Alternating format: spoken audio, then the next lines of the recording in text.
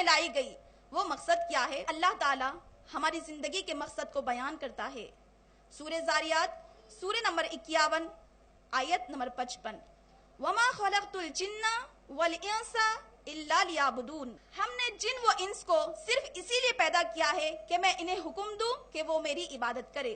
نبی محمد رسول اللہ صلی اللہ علیہ وسلم سے پہلے جتنے بھی انبیاء کرام بھیجے گئے، ان کی زندگی کا مقصد، ان کی دعوت اپنی قوم کو صرف اور صرف عبادت تھی۔ اصل اسلام، اصل زندگی کا مقصد اللہ تعالیٰ کی عبادت کرنا ہے۔ 1,24,000 انبیاء کرام کی دعوت، 1,24,000 انبیاء کرام کی بعثت صرف اور صرف عبادت تھی۔ اسی بات کی طرف اللہ تعالیٰ اشارہ کرتے ہوئے کہتے ہیں سورہ انبیاء سورہ نمبر 21 آیت نمبر 25، وَمَا أَرْسَلْنَا مِن قَبْلِكَ مِن رَّسُولٍ إِلَّا نُوحِي إِلَيْهِ أَنَّهُ لَا إِلَٰهَ إِلَّا أَنَا فَاعْبُدُونِ، اے نبی محمد رسول اللہ صلی اللہ علیہ وسلم، ہم نے آپ سے پہلے جتنے بھی رسول بھیجے ان سب کی طرف یہی وحی فرمائی کہ وہ میری عبادت کرے۔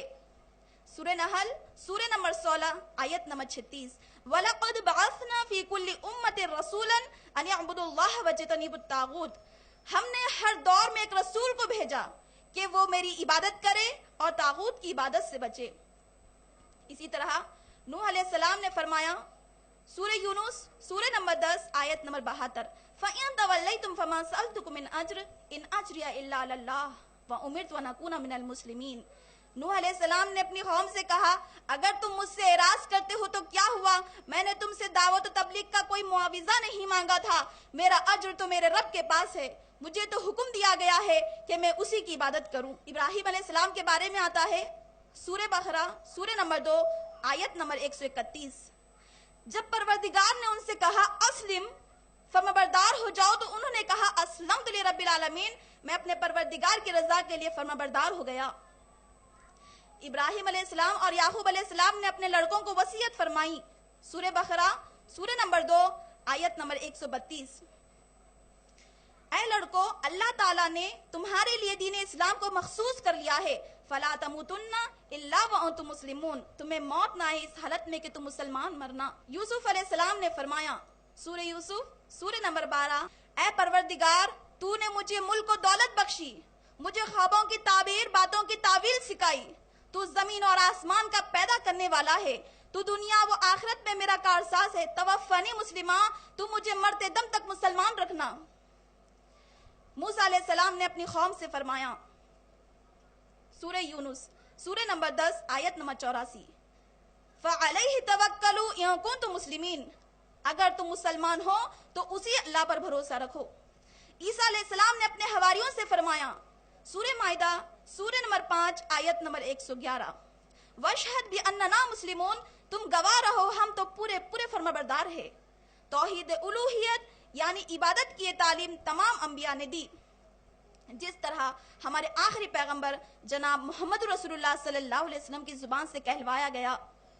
سورہ انعام سورہ نمبر 6 آیت نمبر 162، قُلْ إِنَّ صَلَاتِي وَنُسُكِي وَمَحْيَايَ وَمَمَاتِي لِلَّهِ رَبِّ الْعَالَمِينَ، اے نبی صلی اللہ علیہ وسلم آپ فرما دیجئے، بالیقین میری نماز، میری عبادت، میرا جینا، میرا مرنا سب اللہ رب العالمین کے لیے ہے جو سب جہانوں کا مالک ہے۔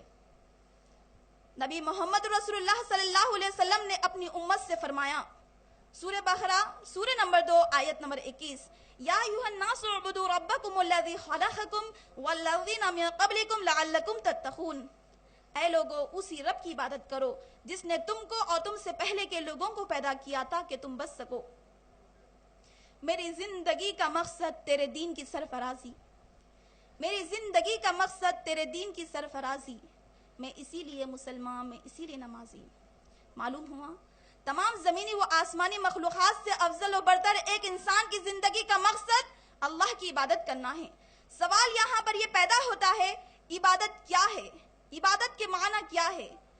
لفظ عبادت عبد سے نکلا ہے جس کے معنی ہے غلام۔ غلام اس کو کہا جاتا ہے جو اپنے مالک کی مکمل اطاعت کرے، مالک کا حکم اسے سمجھ میں آئے یا نہ آئے، اچھا لگے یا برا، آسان لگے یا مشکل، جو بھی کام ہو، جیسا بھی کام ہو، غلام کا کام ہے فوراً عمل کرنا۔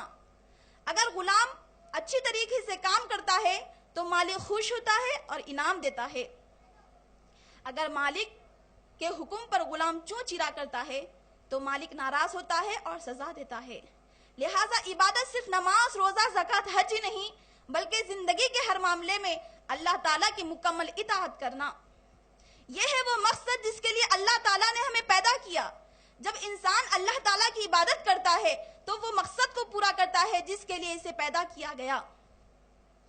لہٰذا ہمیں تو یہ واضح ہو گیا کہ اللہ تعالیٰ نے ہمارے زندگی کا مقصد عبادت بتایا ہے، ہمیں اس دنیا میں اللہ کی عبادت کے لیے بھیجا ہے، تو ہماری زندگی کا مقصد یہ ہونا چاہیے ہم اللہ تعالیٰ کی ایسی عمدہ غلامی کرے، ایسی عمدہ عبادت کرے جس سے وہ ہم سے خوش ہو جائے اور اپنے انعامات سے نوازے۔ اس بات کو ہم ایک مثال سے سمجھ سکتے ہیں۔ مثلا کمپنیاں لوگوں کو ملازمت پر رکھتی ہے تاکہ وہ کمپنیوں کا کام کرے۔ کمپنیوں کا ملازم رکھنے کا مقصد اپنے کام کروانا ہوتا ہے، لیکن لوگ اسی لیے ملازمت کرتے ہیں کہ ان کو آمدنی ملے، اور وہ زیادہ سے زیادہ اچھا کام کرنے کی کوشش اسی لیے کرتے ہیں ان کو مزید آمدنی ملے، بونس ملے، ترقی ملے۔ لہٰذا اللہ تعالیٰ نے ہمیں اپنی عبادت کے لیے بھیجایا ہے، ہماری زندگی کا مقصد بتایا ہے، لیکن ہماری زندگی کا مقصد یہ ہونا چاہیے ہم اللہ تعالیٰ کی ایسی عمدہ غلامی کریں جس سے وہ ہم سے خوش ہو جائے اور اپنے انعامات سے نوازے۔ زندگی کا مقصد عبادت ہے۔ عبادت اسی لیے اہم ہے کہ ہم اسی لیے دنیا میں آئیں۔ عبادت اسی لیے اہم ہے کہ ہمارے اشرف المخلوقات بننے کی وجہ ہے، اسی کے بل پر ہم کائنات کی ہر چیز سے خدمت لیتے ہیں۔ اگر ہم زندگی کے مقصد عبادت کے اس فریضے کو انجام نہ دیں تو ہماری مثال اس غلام کی جیسی ہے جو اپنے مالک سے تنخواہ پوری وصول کرے اور اس کی مہیا کی ہوئی تمام سہولتوں سے فائدہ اٹھائے، لیکن جب وہی غلام کو مالک کسی بات کا حکم دے تو وہ تعمیل کرنے کے بجائے صاف انکار کر دے۔ جس طرح یہ غلام سزا کا مستحق ہے، اسی طرح وہ شخص عذاب کا مستحق ہے جو زندگی کے مقصد عبادت کے اس فریضے کو انجام نہیں دیتا۔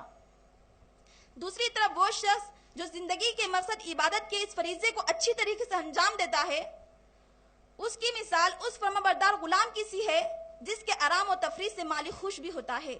جس طرح اس کا خالی اوقات میں اٹھنا، بیٹھنا، ہنسنا، بولنا، سیر و تفریح کرنا ملازمت میں شمار ہوتا ہے، اسی طرح ایک مومن بندے کی عبادت صرف نماز، روزہ، زکوٰۃ، حج ہی پر منحصر نہیں رہتی بلکہ زندگی کا ہر قدم عبادت بن جاتا ہے۔